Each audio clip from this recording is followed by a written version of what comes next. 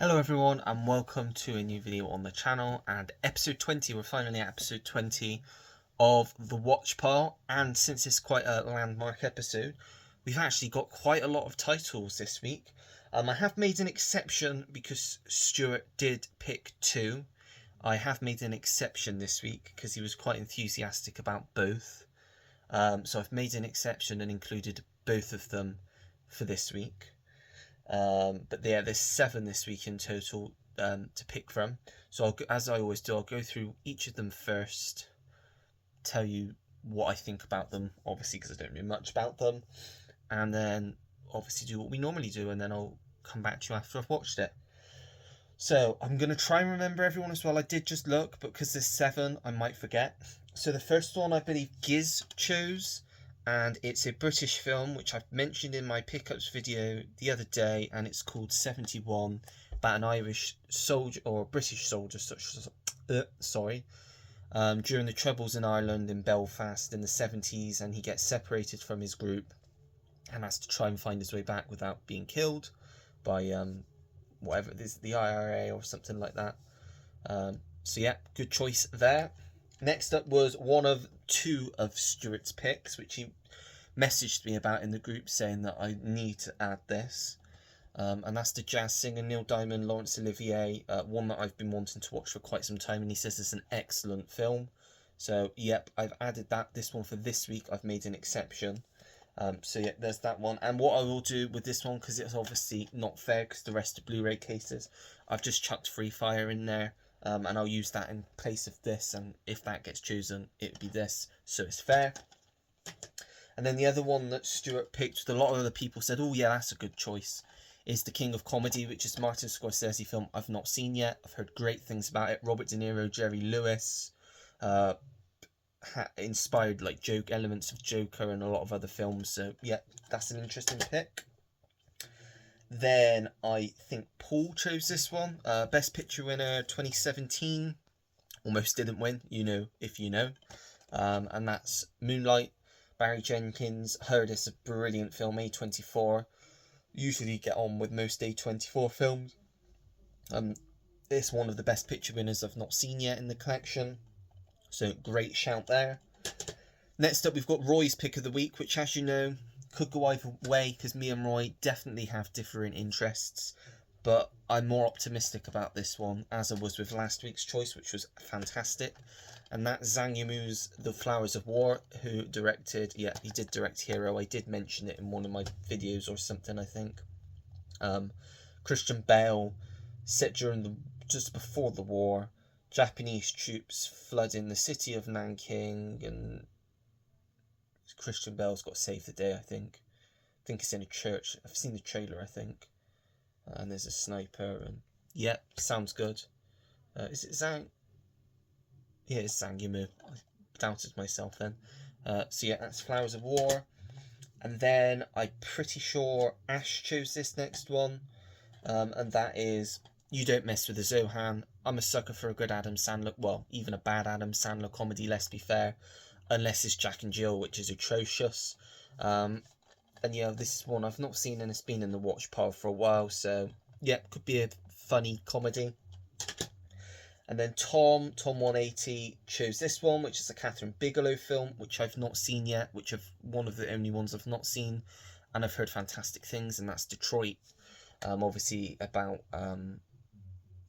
Detroit, I think it was in the 70s when there was riots and stuff, and yeah, don't know too much. John Boyega, Will Poulter, John Krasinski, Anthony Mackie, decent cast. So yeah, that looks like an interesting one. And then Tim chose The Princess Bride, which I've never seen, but well, I've never seen any of these, but I've heard brilliant things about, from the 80s. I think it was Tony that recommended this one, which is why I bought it. But yeah, and what I'm going to do with Moonlight and this, I'm going to take the slipcover off, because obviously, again, I don't want any of these to be disadvantaged. I'll take the wrapping off as well, so it's not, I want it basically to be as fair as possible, because otherwise I would know what I'm picking up, and that's not fair. Eliminate those odds, as they say. Take the slipcover off, and take the slipcover off that one as well. And then I'm going to put that there in the case of podcast in it. So yeah, that's all of the ones for this week. So as usual, I'm gonna do what I normally do. I'm gonna give them a really good. That's the DVD, isn't it? So I'm gonna keep that out of the way. I'm gonna give them a very good shuffle and see which one I pick up. I'm gonna go for that one, and it is fantastic, The Princess Bride. Yeah, great choice. Like I said, one that I've missed watching, but I've heard excellent things. Carrie Elwes, Mandy Patinkin, Chris Sarandon, Robin Wright, Peter Falk, Carol Kane, Billy Crystal, Andre the Giant, Christopher Guest, Wallace Shawn, lots of great people. It's a Rob Reiner film as well. So yeah, I mean, it also means now that I have got an awful lot of watching to try and get done before Sunday's watch pile, which I think I did. Yeah, I did. Or no, I didn't get Tron Legacy watched. I've seen it now, but I didn't get it watched before the weekly watches video. But it does mean that I have now got quite a bit to get through between now and Sunday. Well, try to get through. I will attempt it. I don't know if I will get through them all. Let's put Free Fire back up there. But I will try. But get these all in a pile, and then I can put them back up before I start the film. But yeah, so we got The Princess Bride. So I'll go and put this on now. Excuse me. And I'll come back to you after, once I've watched it. Sorry. And let you know my thoughts. So yep, I'll be back in a bit. So I just got done watching The Princess Bride. Apologies for the glare. I am looking at getting my lighting sorted out, hopefully pretty soon, so there's no glare in the videos. It's the light itself. I don't know whether it's the wrong lampshade, the wrong light bulb, but that is going to be fixed soon, hopefully. So hopefully better light on the channel soon. But anyway, yeah, sticking back to the topic, The Princess Bride, as I thought I would. I thoroughly enjoyed it. Really good fantasy, adventure, comedy film from the 80s. What you expect. Doesn't take itself too seriously. Fun watch. Just a great film of its time with some great characters. Some really good bits of comedy. Yeah, just a really good, overall, really enjoyable film that will be now one on rotation, hopefully, for me. With films, with the way I've got my collection now, ordinarily, if this was any film, this I'd probably stick in either the adventure section or the sci-fi fantasy section. But because it's one that I know I'm going to go back to, it's considered a classic. It's a great film for me now, I think. It's going to go straight in my favourite film classics selection, which I've got like set out so I can get the films that I really like easier. I know where they are, and this is going to sit with them because it's just a great film.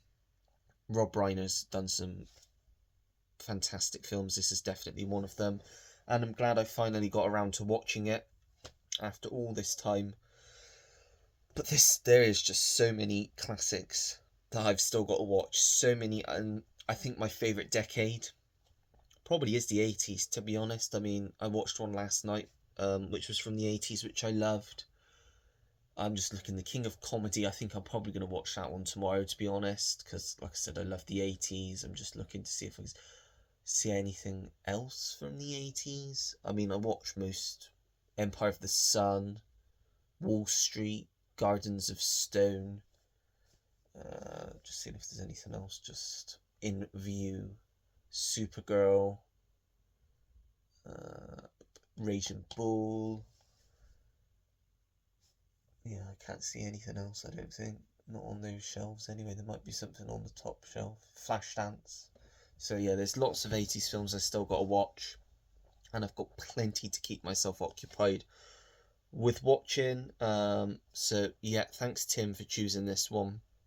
Thoroughly enjoyed it. Just all around a great watch. I've not seen so that probably needs to get in the collection. I've not seen Labyrinth or The Dark Crystal, but I'd imagine it sort of fits within those.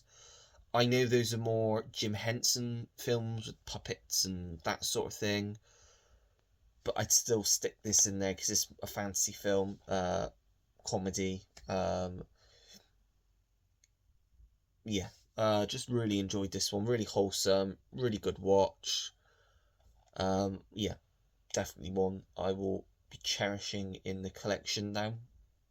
So yeah, that is The Princess Bride.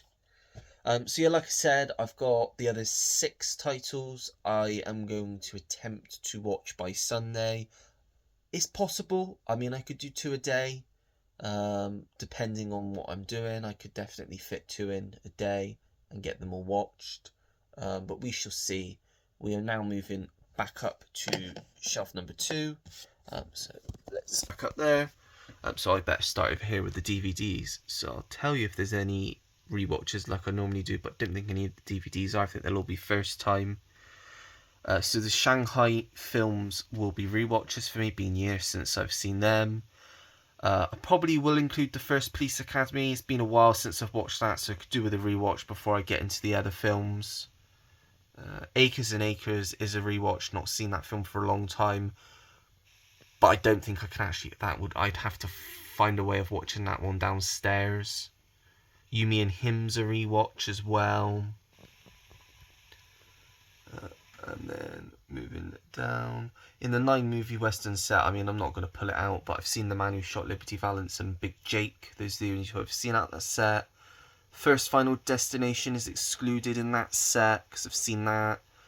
Family Plot is excluded from the Hitchcock set because I've seen that. Those there, that's Yours, Mine and Ours, the original and the remake. Stuart Little, been a long time since I've seen it, so that'd be a rewatch. Nightmare on Elm Street's excluded the first one because I've seen that, so it's be the second one, I suppose. Just see if there's anything else. Nothing up there. And then we got a pile more of DVDs there. Again, I don't believe. No, I've not seen any of those either. So, get back. So yeah, that's all of the ones to choose from next week. Hopefully we have a successful week again next week. Get quite a few voted for. Make sure, because I know sometimes you might forget, or you might just skip your mind when you comment. If you do leave a comment, just put any title down that you want me to review, watch and review for the next video, because as you know, regardless of if it gets reviewed in the video, it will I still aim to watch them all within the same week so I can talk about them in the weekly watches, because that's a fair way and it's a great way to get me choosing films to watch, because sometimes I have a very hard to just have a hard time deciding what I want to watch, because there's so many good stuff that I want to watch. So by you guys recommending choosing them for this watch pile, it makes it a lot easier for me, because now I've got, like I said, 6 titles to take me up to Sunday basically, which I'm very happy with. And yeah, that's it. I'm not going to blabber on anymore because I don't want this video to drag. But let me know what you think of The Princess Bride if you've watched it down below in the comments. If you like the video, make sure to give it a thumbs up. Subscribe if you want to see more videos like this. Turn your notification bell on so you know when I have a new video uploaded to the channel. And comment down below anything and everything. As you know, I always take the time to get back to anyone that leaves me a comment because I really do appreciate it. And that is it. So until next time, everyone, take care. Goodbye.